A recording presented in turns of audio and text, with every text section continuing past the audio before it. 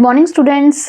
I hope you all are doing great. I am Monica Ahlawat. Welcome to my channel Level Up Psychology.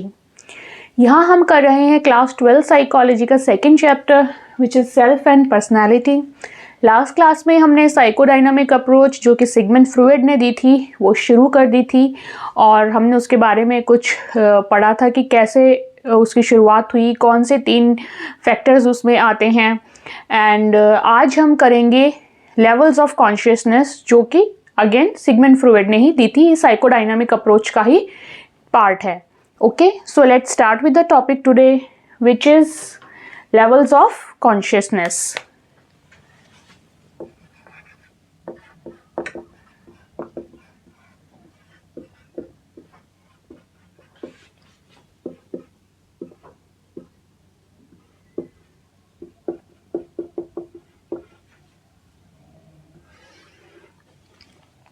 Okay, अब ये levels consciousness के देने की ज़रूरत क्यों पड़ी सिगमंड फ्रॉयड को?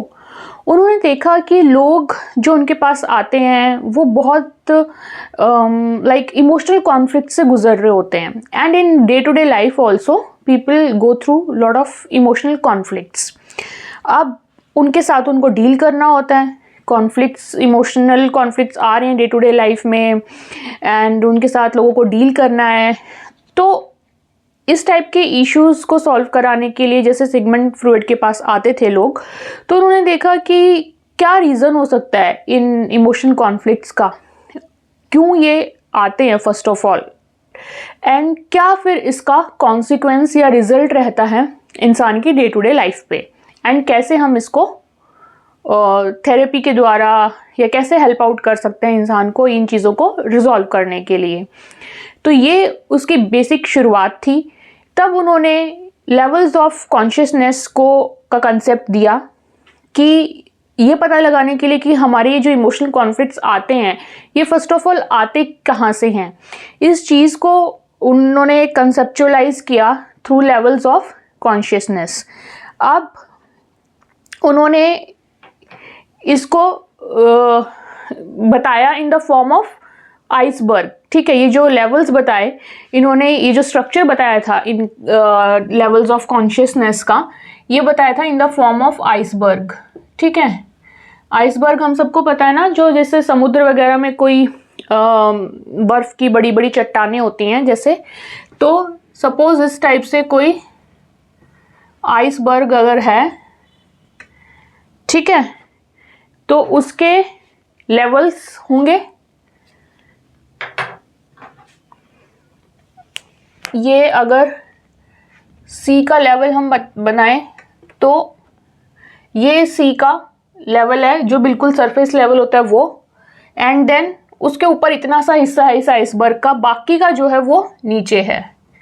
ठीक है, अब जनरली आइसबर्ग के बारे में क्या कहा जाता है कि वो समुद्र में नीचे कितना है उस चीज़ का अंदाज़ा किसी को भी नहीं होता है, राइट। एंड सेम यही इन्होंने बोला लेवल्स ऑफ कॉन्शियसनेस के बारे में, एक तरीके से आइसबर्ग की फॉर्म में उनको डिफाइन किया और बोला कि जो ऊपर वाला पार्ट है यानी कि जो विजिबल है वो है कॉन्शियस माइंड, जो उसके नीचे है थोड़ा सा वो है प्री कॉन्शियस, एंड जो बिल्कुल ही समुद्र के अंदर और कितना ज़्यादा है, कितना बड़ा पार्ट है वो, दैट इज़ अनकॉन्शियस, ये किसी को नहीं पता। ठीक है, तो ये 3 लेवल्स उन्होंने दिए। अब इनको हम एक एक करके पढ़ेंगे, लेकिन ये जो उन्होंने इस तरीके का जो स्ट्रक्चर बनाया ये कोई फिजिकल स्ट्रक्चर नहीं है हमारे माइंड में, हमारे ब्रेन में इस टाइप का। ठीक है, ये एक कंसेप्चुअल स्ट्रक्चर था जो सिगमंड फ्रॉयड ने दिया, जिसमें इन्होंने बताने की कोशिश की कि कॉन्शियस माइंड क्या क्या रोल है, कितना है वो हमारी लाइफ में, प्री कॉन्शियस माइंड क्या है, क्या रोल प्ले करता है, एंड अनकॉन्शियस माइंड क्या है। अब आपको ये देख के तो समझ आ ही गया होगा कि जो दिख रहा है यानी कि जिसके प्रति हम अवेयर हैं वो है conscious mind and it is very small.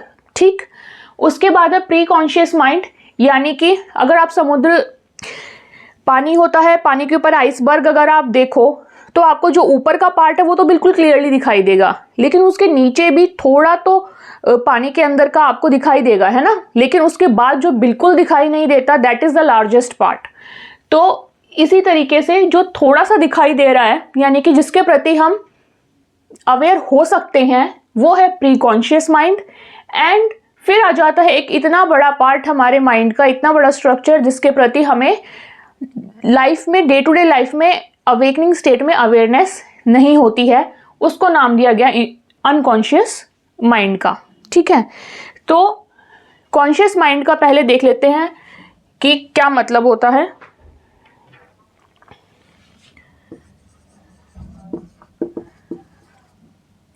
Conscious level you can write. ठीक है, 3 लेवल दिए हैं इन्होंने ये।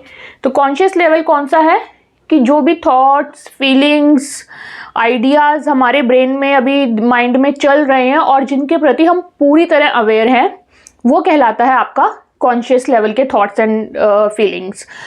फॉर एग्जाम्पल, जैसे अभी मैं आप लोगों को पढ़ा रही हूँ तो मैं पूरी तरीके से अवेयर हूँ इस प्रेजेंट मोमेंट में कि मैं बोर्ड यूज़ कर रही हूँ, मैं उस पर लिख रही हूँ एंड सामने कैमरा है and I am giving the online class. ठीक है, तो ये हो गया एक तरीके का कॉन्शियस लेवल। या हमारे डे टू डे लाइफ में आप जो भी बिल्कुल अवेयर हैं जिस मोमेंट पे, उस चीज़ को कहेंगे आपका कॉन्शियस लेवल। या जरूरी नहीं कि आप जो कर रहे हैं, इवन जो आपके आसपास चीज़ें हैं, जैसे आप देख रहे हो, आप कहीं बाहर जा रहे हो तो आपने देखा रोड पे गाड़ियां चल रही हैं, सामने से कोई एनिमल कोई जा रहा है या आकाश में पक्षी उड़ रहे हैं, वो सब चीज़ें आप देख रहे हो, that is your conscious level that time. ठीक है, so we can write down thoughts, feelings, actions, thoughts, feelings, actions which people are aware of at any given point of time or at any given moment. ठीक है, actions which people are aware of at any given moment। ठीक है, किसी भी क्षण में जिन चीज़ों के प्रति हम जागरूक होते हैं, हमारी अवेयरनेस होती है, वो कहलाता है हमारा कॉन्शियस लेवल। ठीक है, अब वो हमारी थॉट हो सकती हैं, उस टाइम पे हम क्या सोच रहे हैं, क्या फील कर रहे हैं, क्या देख रहे हैं, क्या ऑब्जर्व कर रहे हैं, क्या एक्शन परफॉर्म कर रहे हैं, उसमें वो सारी चीज़ें आ जाएंगी। ठीक है, नेक्स्ट है हमारा pre conscious level. Okay,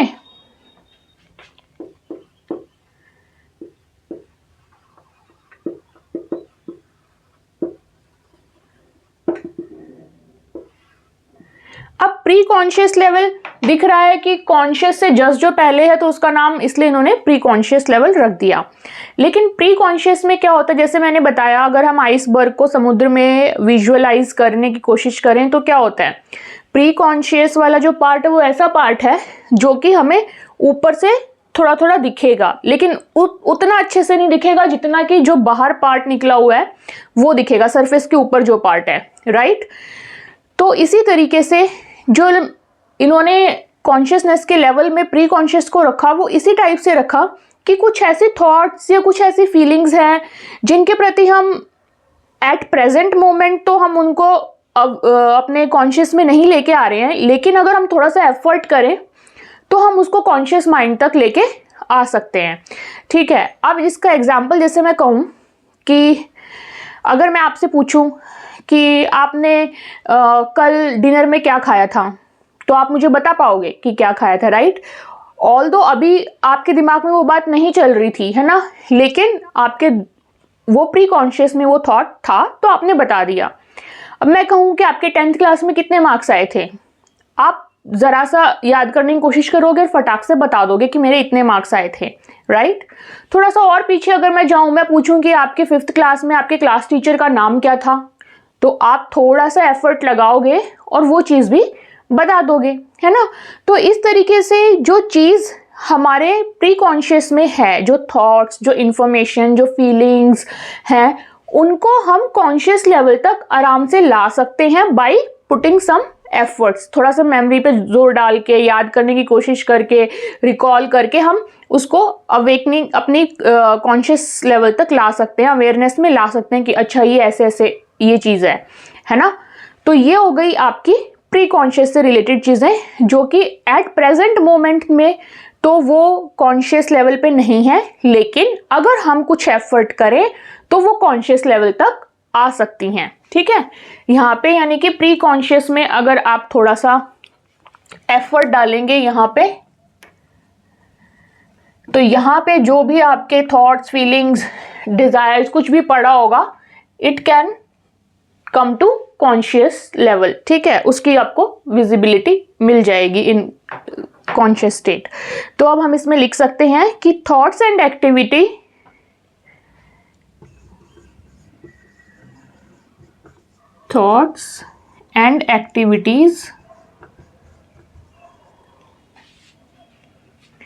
of which people may become aware of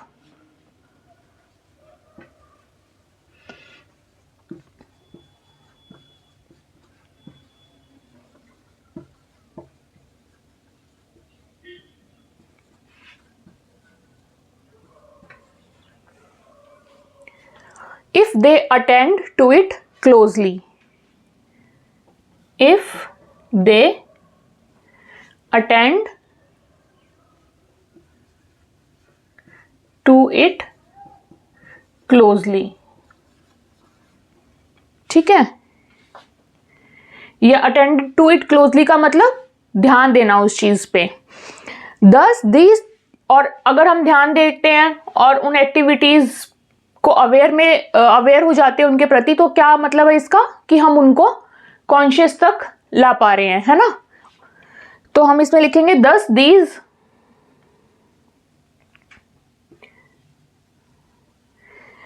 these thoughts and activities can be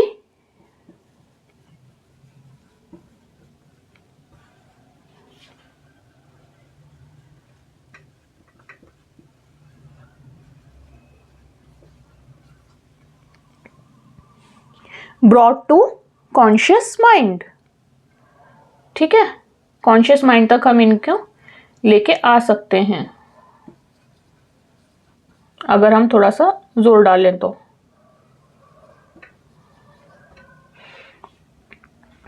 right, आप इसमें एग्जाम्पल मैं दूंगी तो बहुत लंबा हो जाएगा लिखने के लिए। मैंने आपको एग्जाम्पल्स बता दिए हैं एक्सप्लेन करके, आप वो साथ के साथ इसमें एग्जाम्पल भी ऐड कर सकते हैं। ठीक है, अब ये हो गया आपका conscious level, pre conscious level. अब जैसे कि मैंने अपनी पिछली क्लास में आपको बताया था, फ्रूइड का मेन फोकस कहाँ था, अनकॉन्शियस माइंड पे। ठीक है, तो उसके बारे में अब हम पढ़ेंगे, which will be a bit more explanatory than these two parts. ठीक है, सो आप इसका एक क्विक स्क्रीनशॉट ले सकते हैं अपने रेफरेंस के लिए, एंड देन हम पढ़ेंगे अबाउट अनकॉन्शियस लेवल और unconscious mind.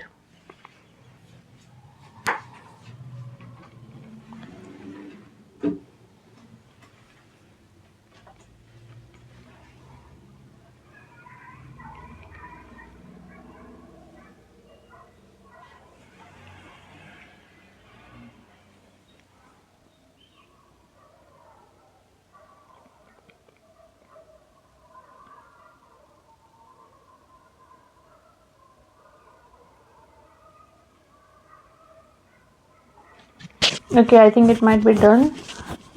Let me remove this now.